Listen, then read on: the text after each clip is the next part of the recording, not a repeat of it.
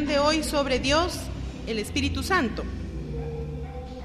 Antes de empezar vamos a orar para entregarle este tiempo al Señor y sacarle a esta media horita el mayor provecho posible. Entonces cierren sus ojitos y vamos a orar. Padre nuestro que estás en los cielos, te damos infinitas gracias, Señor, por tu amor inagotable. Gracias te damos, Señor, por tus bendiciones que son abundante, Señor, y tú las derramas sobre cada uno de nosotros. Te alabamos y bendecimos tu nombre, Señor, porque eres bueno.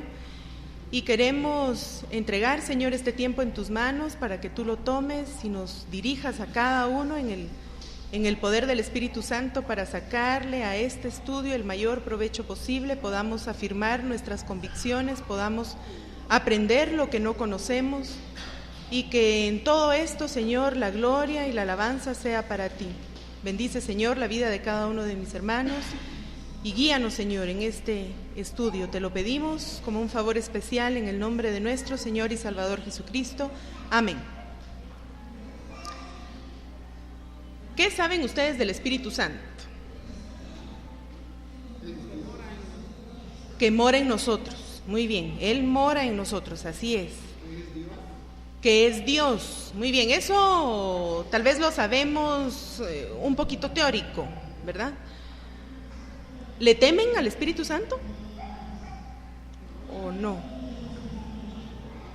Está difícil temerle, ¿verdad?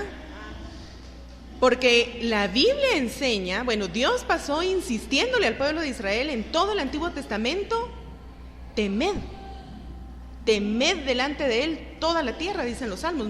Varios salmos dicen lo mismo, temed delante de Él toda la tierra. Si decimos que el Espíritu Santo es Dios, deberíamos temerle, ¿sí? Y fíjense que cuando la Biblia habla de temor, no habla solamente de respeto. A veces así se nos ha enseñado, ¿verdad? Que temerle al Señor es respetarle, es obedecerle, es serle fiel, servirle. Pero temor es temor, ¿sí? Y cuando la Biblia usa el término temor, también está hablando de tener miedo.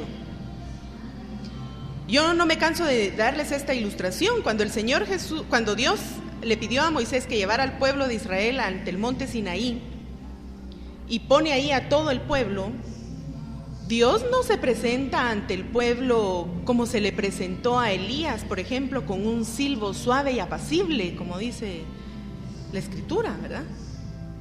Dios se presentó en ese monte con truenos, se presentó en ese monte con relámpagos, con estruendo, y la voz parecía que eran cientos de trompetas las que estaban sonando, pero tronando. A modo de que cuando el pueblo vio esa imagen, al pueblo le dio miedo. Y le dice a Moisés, mejor sube solo tú, y nosotros nos quedamos aquí. Y mejor hablas tú con él y que Dios no hable con nosotros, porque está grueso. Entonces, es difícil, hermanos, entender cómo es esta parte del temor, porque si por un lado sabemos que Dios es amor, por otro lado Él pide que se le tema. Cuando nosotros le tenemos temor a alguien, lo tratamos con distancia, lo tratamos con mucha reserva, con mucho recelo. Si es el jefe, por ejemplo, y va a llegar a ver lo que yo estoy haciendo en mi trabajo, nos ponemos todos en el avispero y todos estamos haciendo lo que nos toca hacer y tratamos de hacerlo de la mejor manera porque el jefe va a llegar a supervisar, ¿verdad?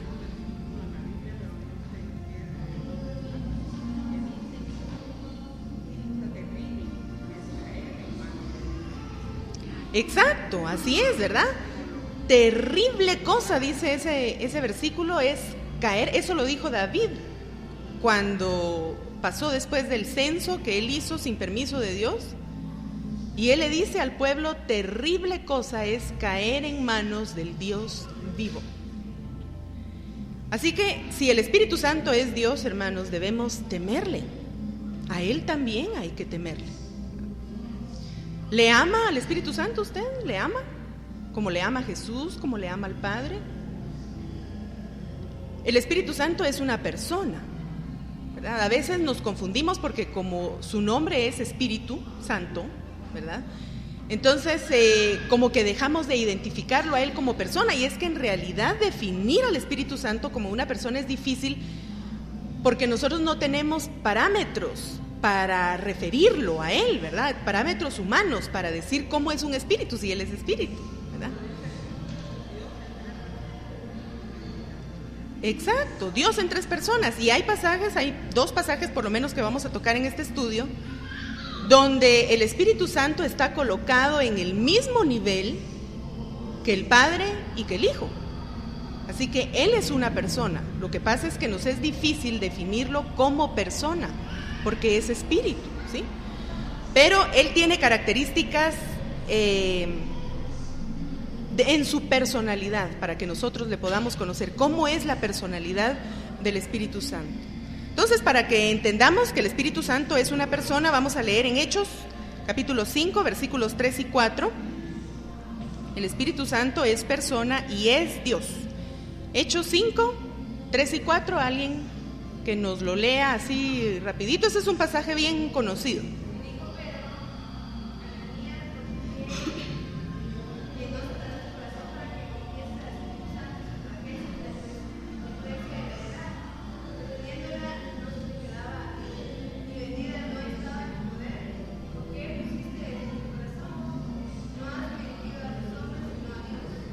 Muy bien, Pedro le dice a Ananías en esa historia bien conocida: ¿por qué le has mentido al Espíritu Santo?, le dice.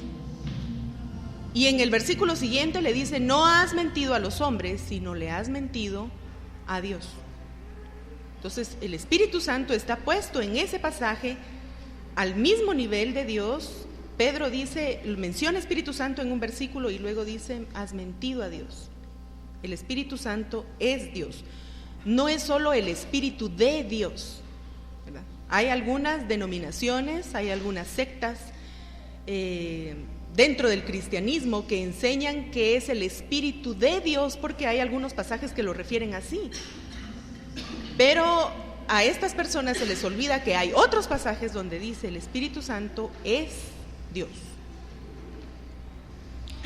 Hace obras como las que hace Dios, Génesis 1:2 y Job 33:4, donde habla de la creación. Génesis 1:2 y Job 33:4. La tierra estaba desordenada y vacía, y las tinieblas estaban sobre la faz del abismo, y el Espíritu de Dios se movía sobre la faz de las aguas. Muy bien, ahí está uno de estos pasajes. El Espíritu de Dios, dice, se movía. Pero no es que sea el espíritu de una persona viva o fallecida que ande por ahí. Es Dios mismo. Dios mismo estaba, su espíritu, Dios es espíritu, estaba sobre la faz de las aguas. Él estuvo presente en la creación. Y Job 33:4. El Espíritu de Dios me hizo y el soplo del Omnipotente me dio vida. Muy bien. El Espíritu de Dios me hizo, dice. Cuando hablamos de la creación del hombre, siempre pensamos en ese diálogo que existió en la Trinidad: hagamos al hombre a nuestra imagen, conforme a nuestra semejanza, ¿verdad? Y entonces vino Dios y tomó del polvo de la tierra y formó al hombre y le dio vida. Ahora Job dice: el Espíritu de Dios, dice él, me dio vida. Y el soplo del Omnipotente, dice Job, ¿cómo dice? Me dio vida, el Espíritu de Dios me hizo. El Espíritu de Dios me hizo y el soplo del Omnipotente me dio vida. El Espíritu Santo estuvo presente en la creación suya, en la creación mía, en la creación de cada ser humano que viene ahí para agregarse a las familias, pero esperamos que en esta familia ya no, igual que en esta, ya no, ya no más vida. Posee atributos divinos el Espíritu Santo. Voy a darles 5 atributos con 5 pasajes. Voy a pedirle a hermana Xiomara que busque Hebreos 9:14 para hablar sobre la eternidad del Espíritu. Hermana Sheni, Salmo 139, versículos del 7 al 10. Hermana Martita Hernández, 1 Corintios 2, versículos 10 y 11. Hermana Carmencita, Romanos 8:11. Hermano Alejandro, Mateo 28, 19 y 2 de Corintios 13, 14. Dos pasajes. Se los repito, Mateo 28, 19 y 2 de Corintios 13, 14. Muy bien, empecemos con Hebreos 9, 14.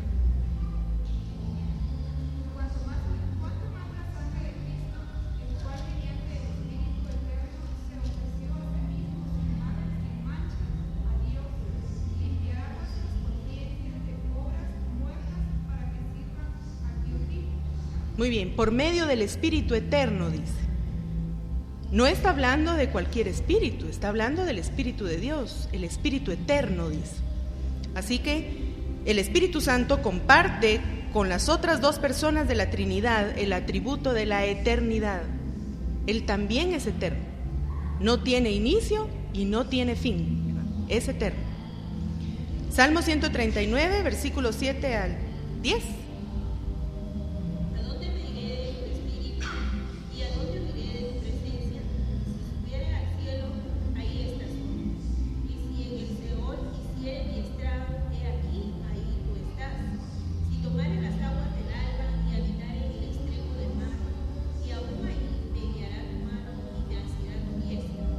Muy bien. ¿Ven, hermanos? El Espíritu de Dios presente en cada creación, en cada concepción, en cada punto de la tierra donde existe vida, ahí está Él. Y ese es el atributo que nosotros reconocemos en Dios como el atributo de la omnipresencia. Está en todas partes. Él comparte ese atributo con las otras dos personas de la Trinidad también, ¿no? El Espíritu Santo es entonces omnipresente. Y 1 de Corintios 2, 10 y 11.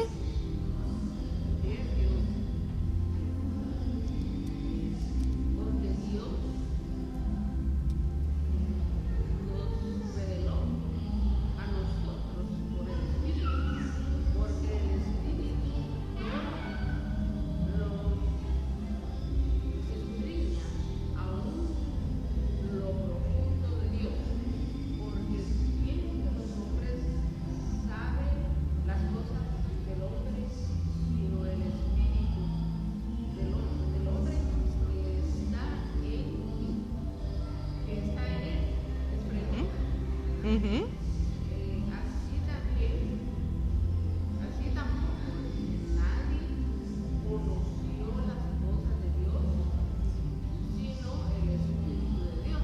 Muy bien. Conoce todas las cosas. ¿Quién es el que escudriña, dice, el corazón de Dios? ¿Quién sabe los pensamientos que Dios tiene sino el Espíritu?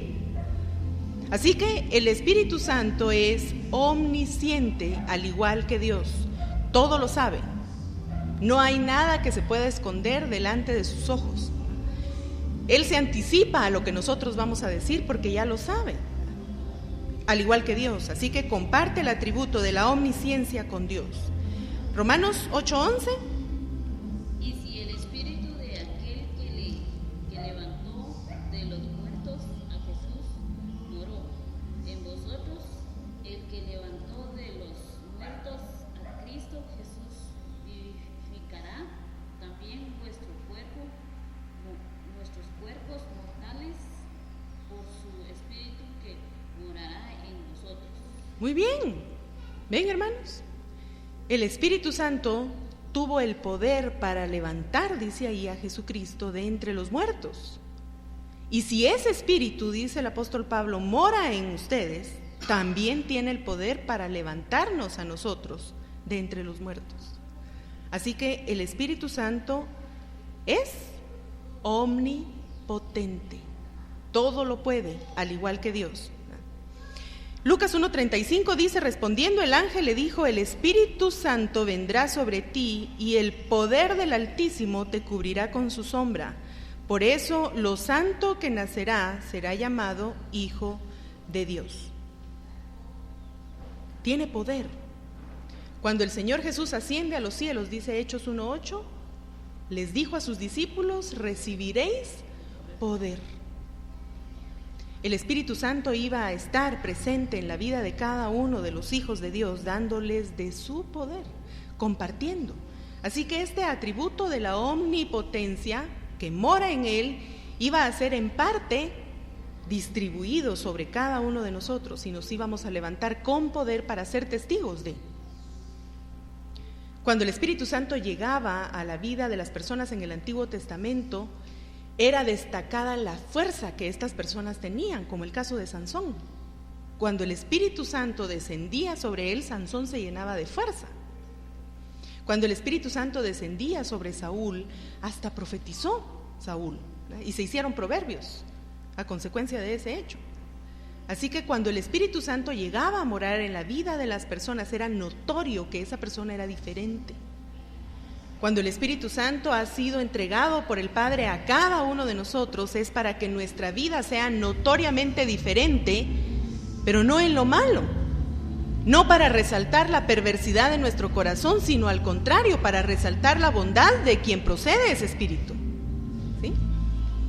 Pero es nuestra naturaleza la que se opone, y por eso el Señor les dijo a sus discípulos, a través de todos los que leyeran a través de Pablo, la lucha no la tenemos contra carne y sangre, la lucha es espiritual, porque es ese poder del Espíritu el que se quiere imponer para que nosotros actuemos como Dios espera, y es mi carne la que está luchando para decirle el control lo tengo yo, ¿sí?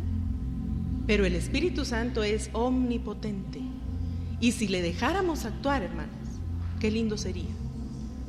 Si dejáramos que Él nos usara con su poder, ¿se imaginan lo que nosotros seríamos capaces de hacer? ¿Se imaginan todo mi temperamento colérico sujeto? Porque no todo en el temperamento colérico es malo. Hay cosas del temperamento colérico que son positivas. La voluntad para hacer las cosas, por ejemplo, la voluntad de sobreponerse, eso es un rasgo positivo del temperamento colérico. ¿Se imaginan? Imagínenme a mí en el control del Espíritu Santo. Todos quisieran que yo viviera en su casa. Todos me quisieran de amiga. Todos me amarían. Tremendo. Cada uno de nosotros con nuestras características dejándose influir por el Espíritu Santo.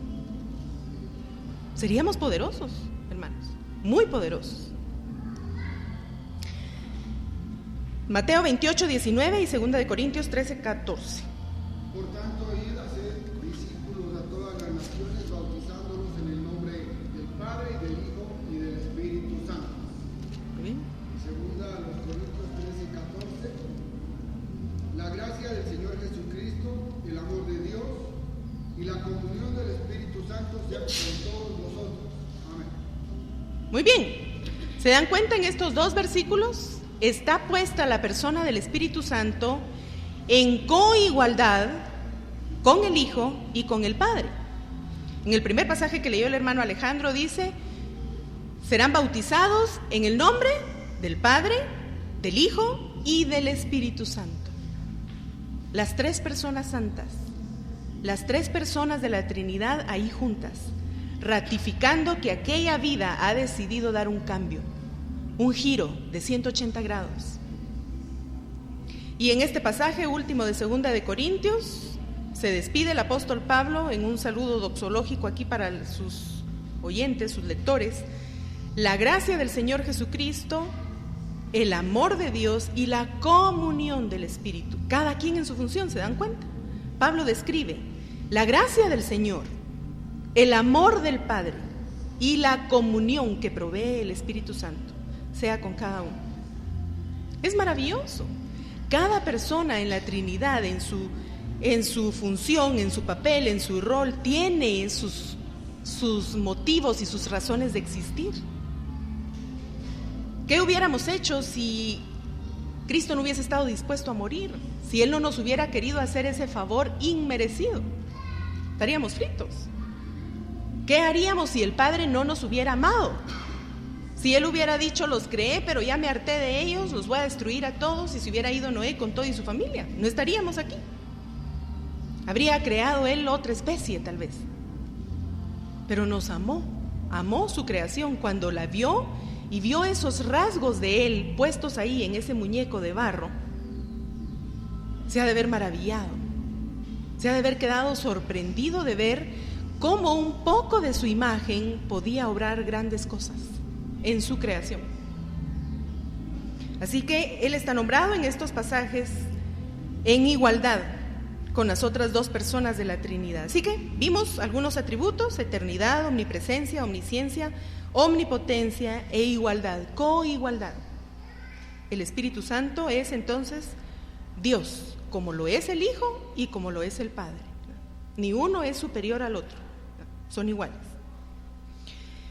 Así que, como no lo podemos definir como persona, porque nos cuesta entender cómo un espíritu puede ser persona, vamos a ver algunos rasgos de su personalidad. Juan 14, versículo 16 y Juan 16, 7. Hay una palabra que el Señor Jesús utiliza para definirlo a Él en su personalidad. Juan 14, 16 y Juan 16, 7. Y yo rogaré al Padre y os dará otro Consolador para que esté con vosotros para siempre. Muy bien, yo rogaré, dice el Señor Jesús, al Padre para que les dé otro Consolador. Va a venir otro, que su característica es ser consolador. Y Juan 16, 7. Pero yo os digo la verdad, os conviene que yo me vaya, porque si no me fuera, el Consolador no vendría a vosotros, mas si me fuere, os lo enviaré. Muy bien, miren qué rasgo de la personalidad de Él surge aquí. Pareciera que su característica principal es ser consolador. Cuando me definen a mí aquí para darme el intercambio de regalo, todos dicen: es enojada, ya todos saben. Es brava, ya todos saben. Es mandona, ya todos saben. Qué triste lo que me define, ¿verdad? Pero al Espíritu Santo lo que le define es que Él es consolador. Vamos a deducir qué es esto de consolador. ¿Qué esperaría, Carmencita, encontrar en una persona que llega para consolarle? Consolarme, que me dé ánimo. Que le dé ánimo, exacto, para seguir adelante, que le dé su apoyo, ¿cierto? ¿Esperaría usted de un consolador que llegara y le dijera: sí, por haber sido y por haber hecho, te lo dije? No, ¿verdad? Uno espera de alguien que llega para darle consuelo a uno, que lo apapache, que lo abrace, que lo estimule, que lo anime. ¿Qué esperaría, doña Martita, de un consolador?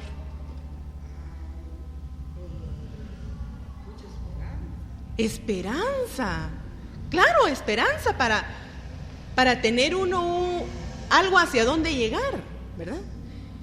En el fallecimiento de un ser querido eso es difícil, ¿sí? Porque el tiempo a uno como que se le detiene y uno en su dolor y en el egoísmo de no dejar partir a esa persona, no tiene uno para dónde caminar. El Hijo de Dios tiene esperanza. Esperanza que le da este consolador. Él es nuestra esperanza, Él es la garantía. Dice un pasaje ahí, pero no lo vamos a tocar en esta lección porque esa no es una característica de una persona, ¿verdad? Pero da garantía de nuestra resurrección. El día en el que el Señor venga, vamos a entregar nuestro sello y vamos a decir: aquí está la muestra de que yo he sido redimido por ti. Así que de un consolador esperamos que nos entienda, que nos comprenda, que no nos juzgue, que nos ame, que sea sensible. Alguien que me llega a consolar, si no es sensible a mis padecimientos, ¿cómo me va a consolar? Esa persona que va a llegar a consolar tiene que mínimo haber experimentado lo que yo experimento para que me pueda entender. Así que debe ser sensible. El Espíritu Santo es sensible. Si Él es consolador, Él es sensible, Él es afable. Quiere decir que Él está dispuesto, siempre está dispuesto. Si yo lo busco, siempre lo voy a encontrar. Nunca va a decir: ahorita estoy ocupado, no estoy, deje su mensaje, llámeme más tarde, búsqueme de tales a tales horas. No, está disponible las 24 horas del día para mí. Y aunque todos lo buscáramos al mismo tiempo, como Él es omnipresente, Él puede compartir con todos en la intimidad. No va a revelar lo que hay en mí. si es secreto, va a permanecer entre él y yo siempre. Esa es una característica de alguien que consuela, de alguien que conforta, es que comparte mis secretos, no los divulga. Y me ayuda, porque si son secretos dañinos, me ayuda a superarlos, a dejarlos atrás, porque tiene poder, él tiene poder para hacerlo. Tiene poder para sacar aquella oscuridad de mi vida y hacer que la luz ingrese. Si Él es consolador, Él debe transmitir paz. ¿Sí? Por eso dice la palabra del Señor, si alguno está triste, dice el apóstol Pablo, que haga ¿qué cosa? Oración. Que se ponga a orar. Y si alguien está contento, que cante y que le dé alabanzas a Dios por lo que Él es y por lo que Él hace. El Espíritu Santo transmite paz porque Él es consolador, transmite seguridad, transmite fe, apoya, refuerza, alienta, no reprocha.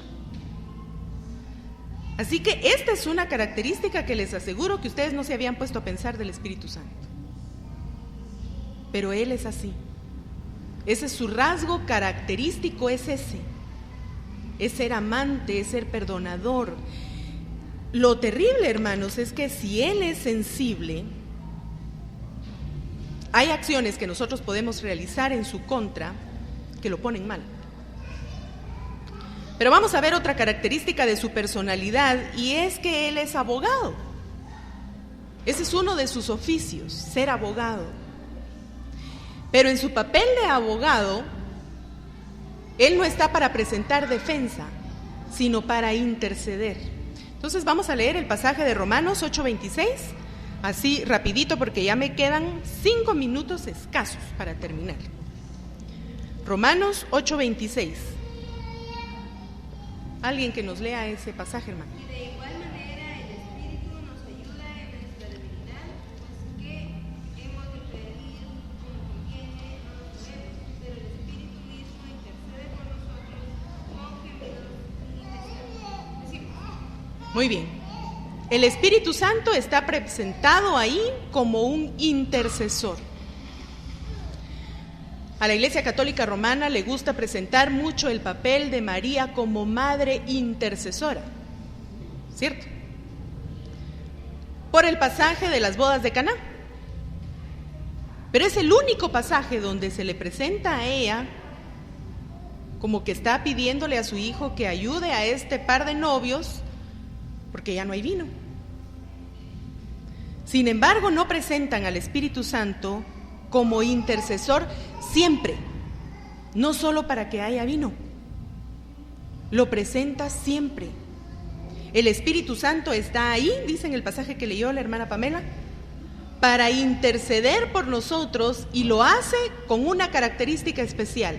Dice el apóstol Pablo que Él intercede con gemidos indecibles. ¿Saben a qué es comparado este gemido indecible? Como cuando a una madre le arrebatan a su hijo para matarlo. Y la madre se postra, ¿sí? Y se tira y se abalanza y lucha por rescatar a su hijo. Así es el papel de Él. Ese es el sentido en el original. Él se postra e intercede y pide por nosotros. Porque nosotros no sabemos pedir lo que nos conviene, dice. Es como que usted se presente ante el Señor y le diga: Señor, yo quiero un carro. Pero el Señor, en su omnisciencia, Él sabe que ese carro le va a traer más daños que bendición, ¿sí? Y no se lo quiere dar. Pero usted, como es su deseo y usted no sabe, le insiste. En su papel de intercesor, el Espíritu Santo se postra ante el Padre y le dice: por favor, no se lo vayas a dar. No sabe lo que te está pidiendo. No sabe que se va a ir a matar y entonces va a truncar el propósito que tú tienes para su vida. Por favor, no se lo des. Ese es su ruego. Porque nosotros no sabemos pedir lo que conviene. Pero el Espíritu Santo acomoda nuestra oración para que sea conforme a la voluntad de Dios.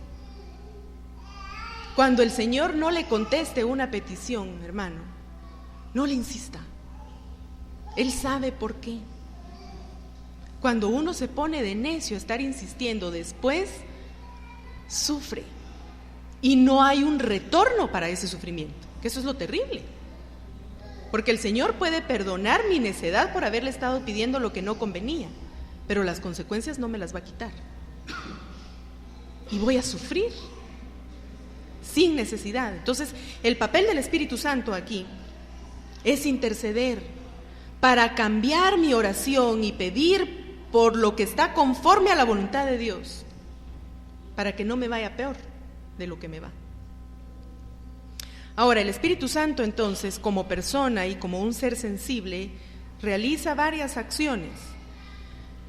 No los vamos a leer porque ya no tenemos el tiempo, pero yo lo tengo aquí anotado. 1 Corintios 2, 10 y 11, que ya nos leyó la hermana Martita, dice que Él está para escudriñar. Escudriñar es escarbar, ¿sí? Es investigar, es llegar al fondo de las cosas. Y esa es una de las acciones que Él realiza, escudriña nuestros corazones. Lo que Dios en su espíritu habla, lo entiende mi espíritu.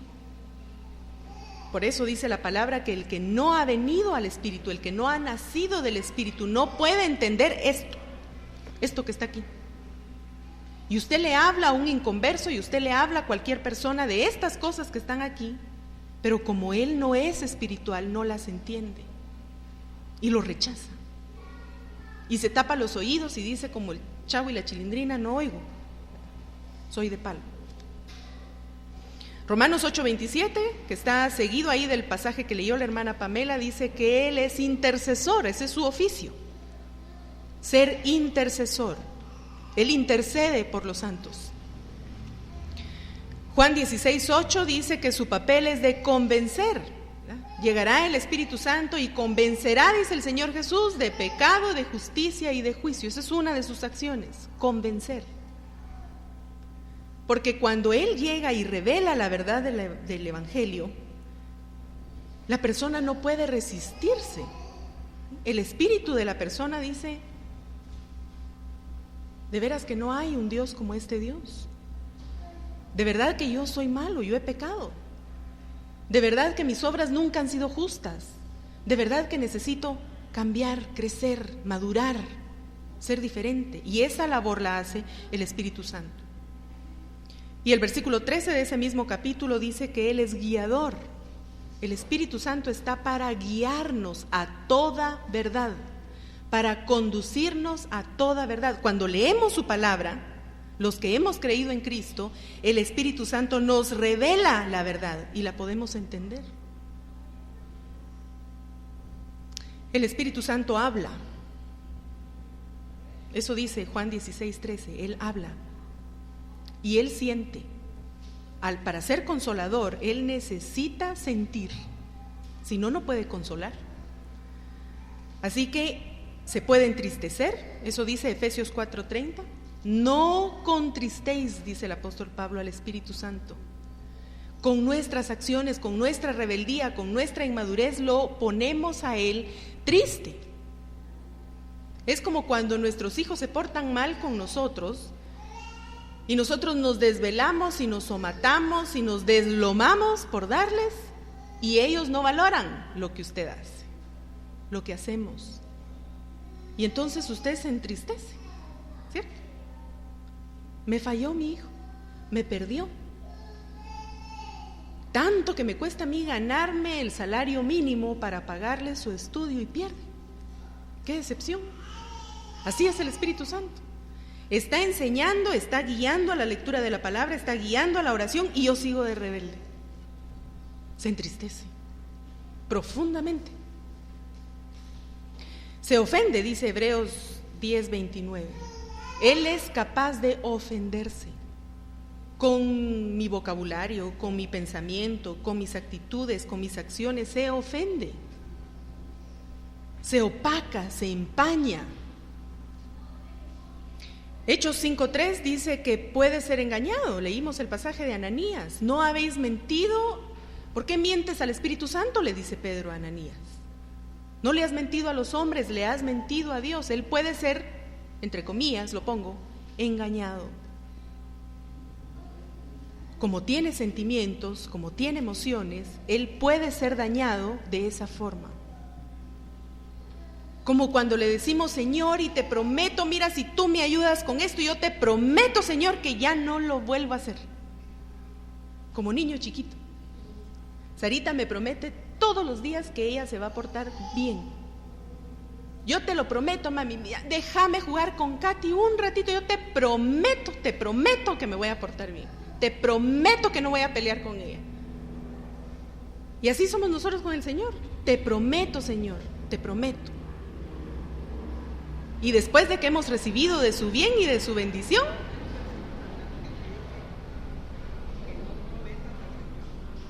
exacto. Eclesiastés, capítulo 5 dice: es mejor que no prometas y no que prometas y luego no cumplas. Al Espíritu Santo se le puede blasfemar. Eso dice Mateo capítulo 12, versículos 31 y 32. Esa blasfemia de la que habla el Señor Jesucristo ahí al Espíritu Santo es negar el poder que Él tiene para obrar la salvación en nosotros. La persona que rechaza a Dios y rechaza su plan de salvación está blasfemando contra el Espíritu Santo. ¿Por qué? Porque es Él el que hace el papel en nuestra vida. El Señor Jesucristo fue a la cruz, murió, venció el pecado, venció la muerte cuando resucitó.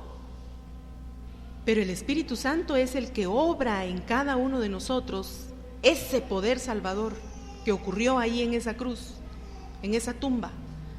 Es Él. Y cuando la persona se resiste a entregar su vida, está blasfemando contra el poder que Él tiene para enseñarle al ser humano que la salvación es posible y es real. ¿Sí? Pero nos resistimos a eso. Ahora, cuando venimos a Cristo y estamos con Él, y hemos entendido y hemos gustado de la salvación y del poder que el Espíritu Santo tiene, cuando usted puede voltear a ver y ver su vida hace 5 años, y usted puede decir, hace 5 años yo era peor de como soy ahora. Era peor. Y gloria a Dios, dice usted, porque ese cambio, si hubiera seguido usted solito, seguiría peor, ¿verdad? Porque los males no tienden a disminuir, tienden a avanzar.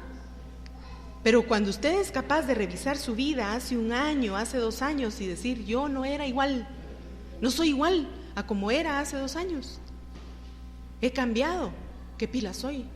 No, ¿verdad? He cambiado porque el Espíritu Santo tiene poder para hacerlo. Ahora, si usted mira para atrás y no es capaz de decir eso, entonces hay un poquito de problema. Muy bien. El versículo que tenemos para memorizar está en Juan.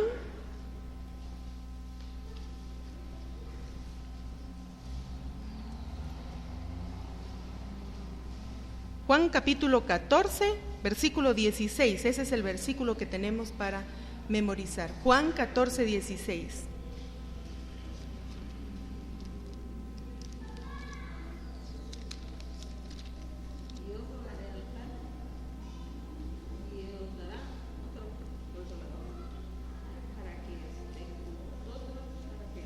Muy bien, vamos a repetirlo un par de veces, hermanos. Y yo rogaré al Padre y Él nos dará otro consolador para que esté con vosotros para siempre. Juan 14, 16. Una vez más.